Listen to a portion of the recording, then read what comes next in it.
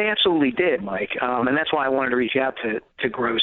For any listeners who don't remember, he was a former Major League pitcher for a long time and was pitching for the Phillies in 1987 when umpires found sandpaper glued to the inside of his glove.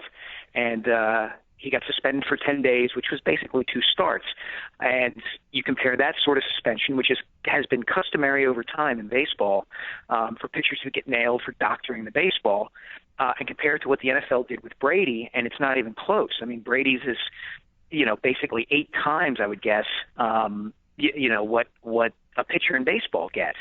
And the point that I wanted to kind of make was, in baseball, it's kind of this kind of wink, wink, nudge, nudge tradition of doctoring the ball, or at least it had been for a long time.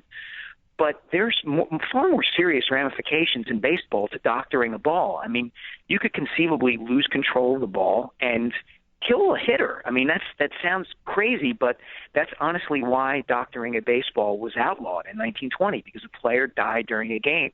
That threat is nowhere in play with respect to the NFL and Tom Brady, and it kind of, to me, adds another layer of ridiculousness to the length of time that the NFL decided to suspend Brady. I'm not saying that he didn't cheat. I'm just saying that the idea that he deserves a quarter of the season taken away is way too much. Now, was Gross in agreement that this was a little preposterous as a baseball player looking at a different game and doing something very similar? Did he believe that this was something that seemed a little egregious? He did, yeah. I mean, he hadn't been following the story too closely, but he knew enough about it to say, yeah, this is a little ridiculous. I mean, and he made the same kind of point. He said, if I smudge a baseball with Vaseline or scuff it with a piece of sandpaper, I know exactly how it will act and what it will do, and then I'm throwing it 90 to 100 miles an hour in the direction of somebody. I'm not, taking some air out of a football so that it's easier for me to accept the snap from center or to throw it to a wide receiver or a tight end. It's not the same dynamic, and that dynamic is in play with respect to the severity of the transgression in each sport. It's more serious in baseball, or at least it ought to be treated that way. And in this case, the NFL has kind of blown that out of proportion, I think. Yeah, Mike, when you look at this and then you see some other professional athletes kind of weighing in on it, does it make you kind of snicker at how the NFL – it almost seems like because they've made mistakes that we're going to go overboard on this one, and then they make themselves look worse? Do you get the feeling that people think this was a bad decision, or do you think they got it right? It seems like it's almost split. I get that sense, too. I do get a sense that there's a very moralistic part of the populace, and I get this, that says Brady cheated, he should be punished. And another side that says this isn't that big a deal. I'm not arguing he shouldn't have been punished. I'm arguing that 4 games is ridiculously long. I mean, and we can get into, he didn't cooperate with the investigation and all that. I'm sorry that you're either punishing him for the act or you're not punishing him at all. And what if he hadn't done anything wrong? Let's say, for the sake of argument, he was totally innocent here and he didn't want to turn over his cell phone to the NFL's investigators, to Ted Wells. Does that mean the NFL should have punished him anyway? I mean, that part of it ought to be immaterial. You're punishing him for the action. The action does not rise, in my view, to the level of a 4-game suspension. Well, I don't know much of the Wells report that you read, 243 pages of it. And as you point out in your column, the Gettysburg Address just had 272 words. I find that to be quite humorous as well, because you're right, 243 pages. To me, it had a lot of holes in it. Would you imagine hearing some of the outside influences and with everything that's happening, do you think that Brady eventually will get that 4 games scaled back? I think he will. I think he's hired an unbelievable high-powered legal team. I think he's going to fight this. And I think, look, he's part to blame here. If he had just kind of copped to doing this, assuming he's done it, this whole thing could have been avoided. And there's absolutely some error. I mean, I have no love for the Patriots or Brady in this. I mean, they're obviously that they felt they could get away with this, and that's fine. But that doesn't mean, we all try to get away sometimes with speeding tickets or parking tickets and things like that. It doesn't mean that the level of offense is so great that we go to jail for 25 years for it. I mean, it just doesn't add up here, in my view. And so, yeah, I think it's possible if the suspension will be reduced. I'm almost certain he's going to fight to see that the suspension is reduced. He's not going to take this. Mike, I don't know how many other guys, I don't really remember back at that time, how many other guys got caught with sandpaper. But Kevin Gross was it was a good pitcher. He wasn't great. He wasn't a Cy Young Award winner. He wasn't awful. But this case, people believe because it was Brady and the Patriots that maybe they got hit harder. Whereas opposed if Kevin Gross was maybe, Nolan Ryan, would he have gotten more than 2 games? Do you think it's because it's Brady and the Patriots that this has gotten the attention and the amount of games, fines, and draft choices that ended up coming down? I don't think there's any doubt about it. I think this is one of those things where, they've probably been told by the NFL, don't do this again. Don't come close to, after Spygate, after all the other questions, don't come close to doing anything like this again. Plus, we're in the post-Ray Rice era where the NFL is going to come down harder, as you said, on any sort of little thing. I'm curious as to, where does this go? Where do we go from here? Like, if you're the Eagles, do you look at what Chip Kelly is doing and say, okay, maybe this helps us insulate ourselves from these sorts of things if we're bringing in these quote-unquote high-character guys, guys with integrity and that sort of thing.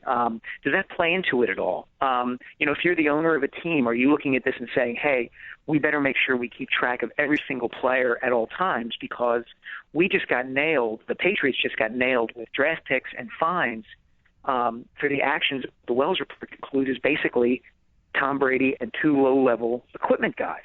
So, it wasn't like this was a conspiracy. The Wells report didn't conclude this was a conspiracy among the entire team. They concluded it was among 3 guys, one of whom was Tom Brady. So, if you're an owner, how are you looking at that? I think it's fascinating moving forward, and I wonder if the NFL appreciates the kind of Pandora's box it's opened here. Well, and that's what I think. Do you think that other teams are more upset at the Colts for letting this out of the bag or more upset that the Patriots and Tom Brady cheated? Because I would think that some of these teams are saying, oh, thanks a lot. Now they're going to be watching us, and we're all doing this. Yeah, I think there's probably some of that. I think there's some of the other way, too, that hey, if Brady and the Patriots have been on the edge for a long time, and we're glad somebody nailed them. But yeah, I mean, this is the era we're living in now, and are you going to create a whole bunch of rats throughout the NFL, like telling on each other, over every little bitty transgression? It's going to be, I'm curious to see how this all ends up.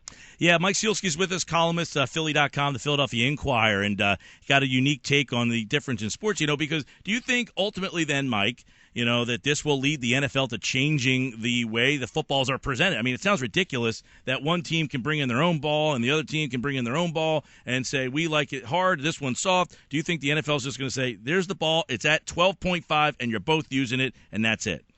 I have no idea. I mean, this rule is something like 80 years old, and I'm not sure why those specifications exist in the first place. I don't understand why you would. I just don't see the point of it. Like I said, I understand why doctoring a baseball is bad because someone might get hurt, because it gives an unfair advantage to the pitcher compared to the hitter.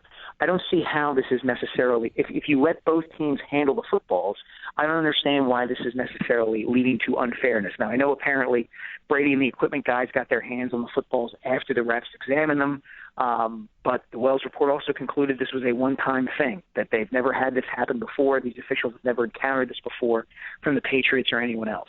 So, it seems a very arbitrary rule that everybody has to follow. So I'm sure they'll take a look at it, but the NFL isn't one to kind of relinquish control of anything. So I find it hard to believe that they're going to just suddenly change the rule and give these teams even more freedom to doctor and manipulate the football. Here's an interesting thought that I have from Gross's point of view then. I don't know if you got a chance to ask him this or not, but a lot of the word integrity of the game has been brought up. Did Gross feel that he was compromising the integrity because he used sandpaper, or is that that Brady is compromising the integrity, or do these guys just view this as everybody's doing it and we're all looking for ways and edges? No, Gross definitely looked at it as, at the time I was pitching as a young guy, a lot of guys were scuffing the ball. He told me he could name 10 guys off the top of his head, including some who were going to the Hall of Fame, who scuffed the baseball. We did, and nobody talked about it. So he didn't really think much of it. He had been injured. He had a back problem. He felt like he needed to pitch through it to keep his spot in the rotation and do right for the team. So he started fiddling around with the sandpaper in his glove in the bullpen, and finally brought it into a game. And the second time he used it, he gets nailed for it. So, he definitely felt like, if it's part of the culture of the sport, then it's permissible. And they said, hey, look, I screwed up. I shouldn't have been doing it, but this is why I did it. It seemed that the other guys were getting away with it, so I thought I could get away with it too. A great quote from him, too. For 3 days, he couldn't even walk. He had tears in his eyes, and it really tells you the feeling that he had the injury there. Then he tried to figure out a way to keep his career prolonged, and it shows you that these athletes will do anything to try to get an edge, whether it's just because they're great and they want to be greater, steroids in baseball, or because you're hurt and you want to get back out there and keep your job. Mike Sielski's got the full column. Check it out at Philly.com. It's really, really good, and I don't know where you found Kevin Gross. Kudos to you again on that one. Where's he living now? He lives in California. He lives in Upland, California, near L.A. and San Diego, and I just asked the Phillies. I knew a contact at the Phillies who could give me his number, and awesome. Contact came through, and Kevin picked up right away. All right, very cool. Well, Mike, it's always good to catch up with you, man. Great column. Appreciate it.